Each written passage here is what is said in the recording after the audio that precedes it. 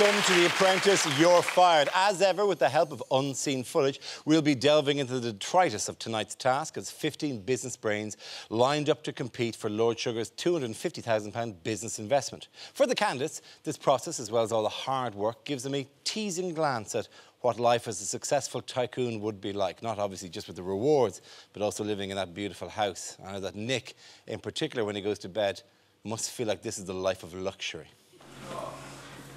How many hours sleep have we had?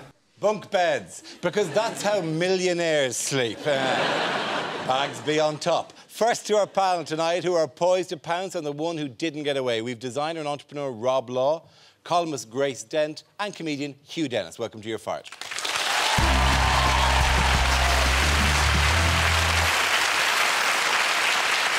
Tonight's task of designing a new product left one candidate taking an early bath. I'm not clear what, in fact, you did in this task.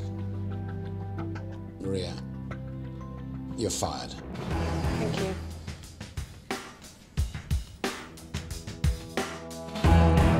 Please welcome Maria O'Connor.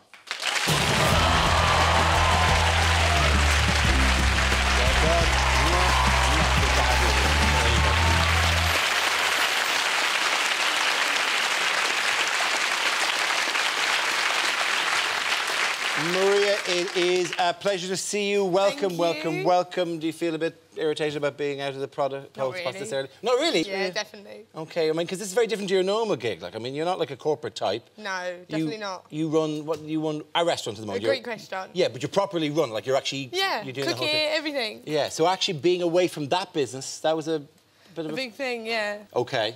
Grand. But they're long hours, aren't they? Yeah. Yes. Yeah, it's a night-time thing. Yeah. sleepy time. All right. There's a lot of sleepy time. OK, let's take a look at where it all went wrong for you. What about all this sleeping nonsense? What was the sleeping got to do with it? Just straightforward, easy, a metre wide, and it could have been a picture on it, it could have been some of the tiles on the back wall. I turned around and said, well, Maria, have you anything to say on this subject? And she was actually asleep. No, I think you'll find I wasn't asleep. Hello? Are you OK? Do you want to ask? I just fell asleep for 2 seconds, literally 2 seconds. I was so tired.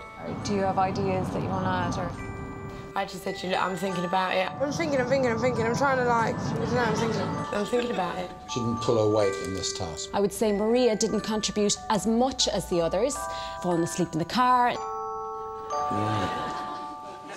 The further you did what is now your customised surprise face, which even in 2 weeks we saw a lot of the... kind of a meerkat who's been startled by something, kind of like it's a ramrod straight thing. In a funny, scary way. With the sleeping thing. Sleeping on the job? I think you must have been dreaming of the tap cosy or something. The product was. You know, I was thinking, God, this is a nightmare.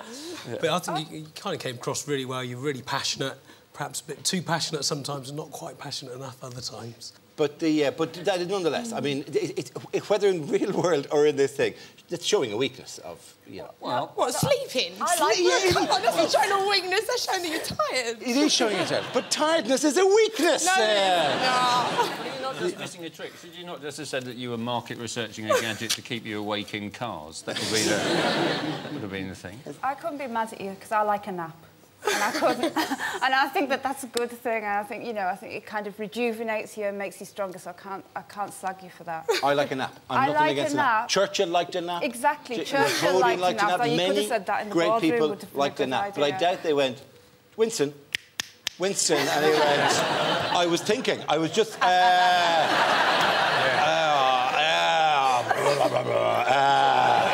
about the war and whatnot. My eyes were closed. It was from 2 minutes into this episode, I knew that you were going. Oh, right? thanks. Look. Thanks a lot. I knew you were going, right? Obviously, you know, you had the nap, but I like that. Obviously you were too gobby, and sometimes you were the youngest there, and it showed. And you know, you've got somewhere to go from that. I would rather be you than some of them lot in there. Thank you. I didn't think I'd get around to that. Yeah. Ma, see, in about 5 years' time, she'll be in a suit, she's got her 5 restaurants, it'll all change. Yeah. Well, she'll be working for the man. You will be the man, to be honest with you. You'll 5 restaurants. Anyway, we'll get back to that a little bit later. I think your big mistake, by the way, was not doing more of this.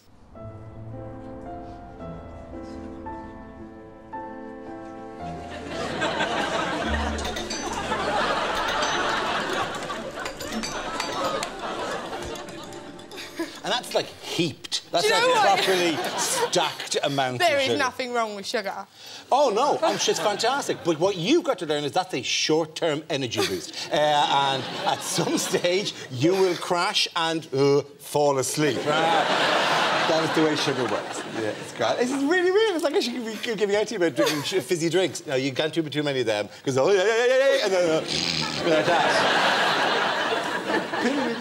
And let's talk about the other product that they didn't go with. Oh, the pillow on the end of the... Because I don't know when you have a bath or where you lie when you have a bath, but do you not put your head at the other end of the bath?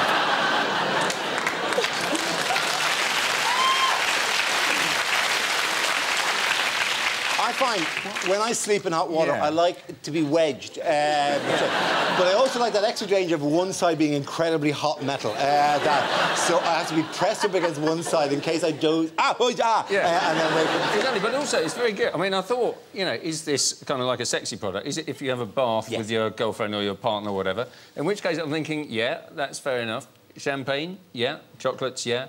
Candles, yeah.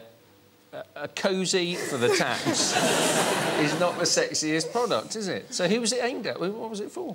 Nothing says, let's have some special grown-up time like cosy. Just setting the mood like this. I think we should get on to the product. I think the product was the key. That was one of the joys. Because the task was to discover a gadget, and probably a clever thing to say, well, right, what problems do we have? What problem could we attempt to solve here, right?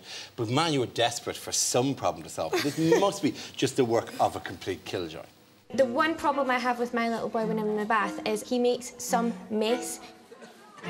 When he's in the bath, he just splashes everywhere, and he splashes everywhere, and I'm always like, please stop splashing, stop splashing. Try and make bath time a little bit less messy, OK? Why has nobody thought of this sooner? I mean, you've designed stuff for kids. I mean, the trunky case, you're currently working on the backpack, which is a... Yeah, the car seat booster, I mean, you have to start with something that's genuinely a problem, then. Sure. I mean, we always start with a process that involves a focus group, as Alan Sugar set out for you guys. It was getting a target market there, ask them some questions, and, yeah, that were, I think, on the episode, no one was interested in the bath guard, and for some reason it got picked up later on, but no one wanted the bath guard, and I think you were bang on. When you were out in the research, you were saying we shouldn't be opinionated by our own opinions. We should just be listening to the public and seeing what they want and not be too sidetracked by what we think, which is exactly what you need to do. But, I mean, you run a kitchen. Yeah. You need gadgets. There must be problems that you think need to be solved. We couldn't have the kitchen. We had the bathroom. We got stuck with the bathroom because the girls are too bloody slow. So we got stuck with the bathroom. What problems do you have in the bathroom, honestly? You need a bath toilet, that's it, you're sorted. Honestly. Well. Even the problem, as a problem, who worries about children splashing in bath? No one. Not the children. For a start, there were all sorts of weird things with it. It was the wrong size, so you'd have to have a child who is exactly that place in the bath, who didn't move, as children don't move, do they? At all. They never, ever move. The thing it reminded me most of, I was trying to think what the inspiration for it was, and it actually looked to me like a junior riot shield for mums.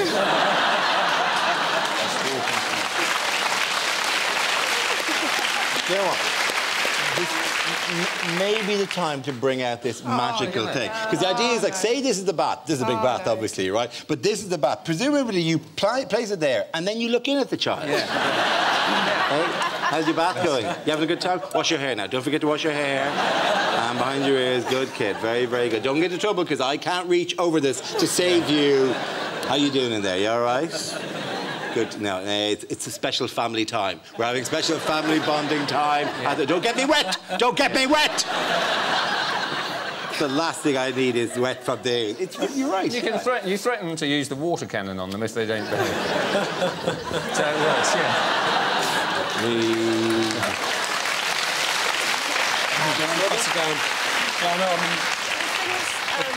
Oh, sorry. If I was a child and I had these crayons and I was looking at this big sort of perspex thing, I'd be looking around and going, oh, there's much better things to draw on than this. Yeah, absolutely. Like Daddy when he put his arm in. Yeah. This is an example where Maria was actually completely right, you know. This is a crap product. And you said it was crap, and the problem is with the Apprentices, what's glorified is being able to work in a team, and if a product's crap, you're all meant to get behind it and lie and say it isn't.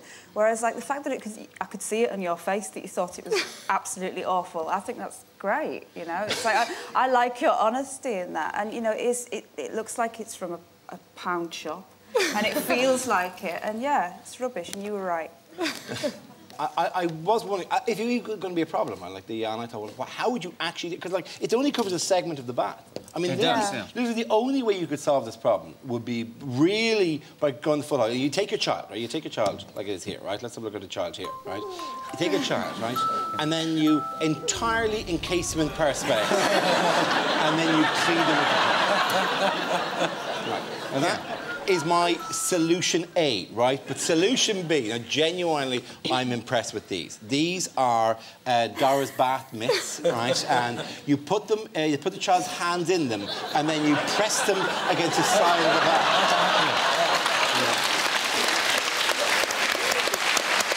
And then the child struggles, but while struggling is both safe, and then you can clean them without... They'll bite you occasionally. These are available, of course, from dorasbathmitts.com. They won't bite you if you've got this, Dara. Yeah. What you need is the two of them. Then you put them on the lift. If you put the bath mitts onto the riot shield, then you can lift the child out to a dry area. The girls' team was led by Jane, and she got most of the splashback from this.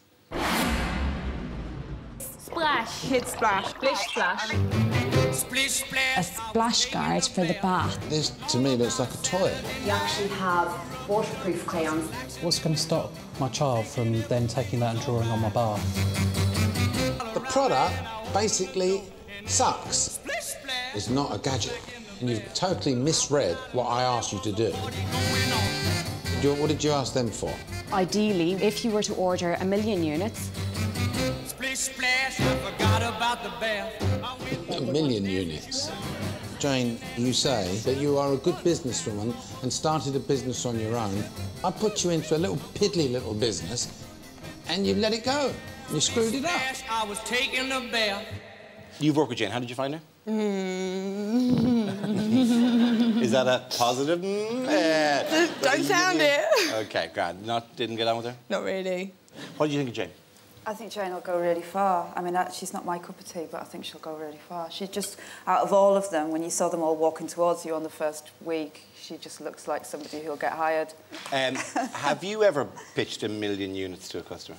No, I mean, it took 5 years of hard graft for us to hit 1 million units. It's crazy. So... But wait, at what point did you go, that's ridiculous? Actually, it was before she decided to make, like, the final product. I was like, listen, enough's enough, right? She's going... We're running through the figures when we're at the design. Yeah. And she's going, yeah, 1 million units. I've gone, 1 million units? She's gone, yeah, I reckon I can get Amazon to take 1 million units. They got 144 million customers. 1 million units? And she's gone, yeah, for us, so John, get on with it.